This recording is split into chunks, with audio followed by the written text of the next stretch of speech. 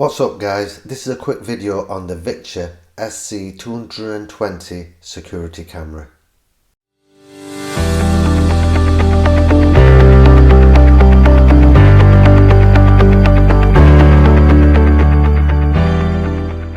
So right guys, I've actually bought this from Amazon and I paid $25.99, and what I'll do is I'll leave a link in the description below just in case if you need any more information or if you want to actually buy one.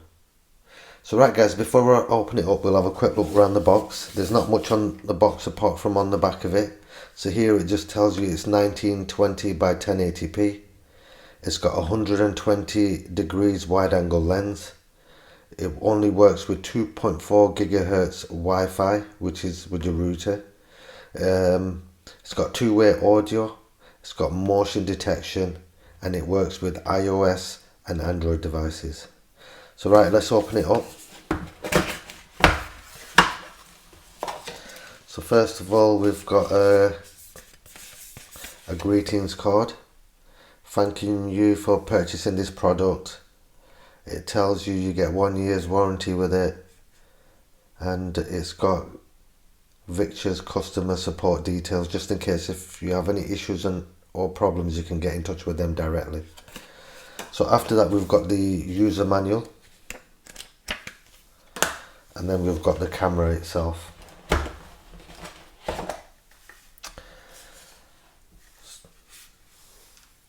So this is the camera itself. It's made out of like a hard plastic.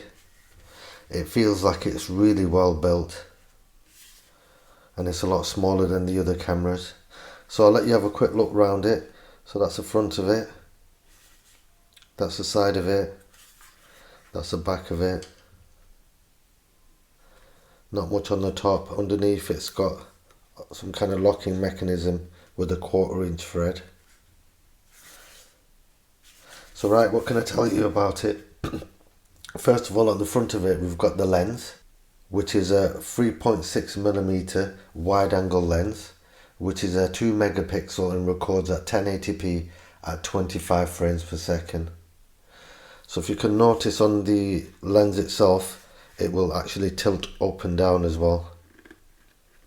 So that's a good feature on there. So underneath here we've got the microphone, and underneath there should be an indicator light here. When you turn it on, it says in the book. On the underneath of it, like I said before, it's got a 1/4 inch thread, so you can connect a mount up to it, and it's got another shape here where you can lock another mount into it as well. The actual mount itself does turn, so it pans to the left and right, so that's a pretty good feature on it as well. On the back of it we've got the RJ45 port, which is for the internet to the router. You can connect it with a hard wire instead of using it wirelessly. After that we've got the power port, and then we've got the factory reset button. Above there we've got the micro SD card slot, which it takes a 64GB class 10 card, and above there we've got the speaker for the two-way audio. I think that's everything on the camera guys. I can show you or tell you about it, but like I said, it's a pretty good camera. It's only small, and like I said, the best feature about it, it's more discreet, and I like the way it pans and tilts. So right, we'll have a look what else we get in the box.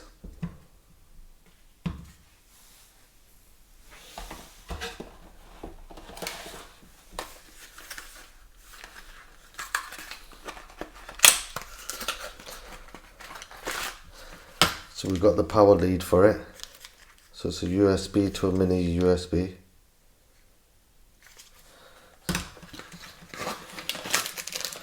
Next we've got some wall plugs and some screws if you want to mount it to the ceiling, and plus they give you this little pin here, if you can see that. That's to do the factory reset at the back of the camera.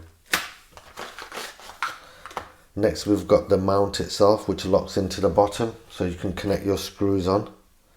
So that'll simply just go on like that, and then you'll turn it to lock it into place. So if you can see how it fits. and then that'll keep it up to the ceiling. So that's the mount.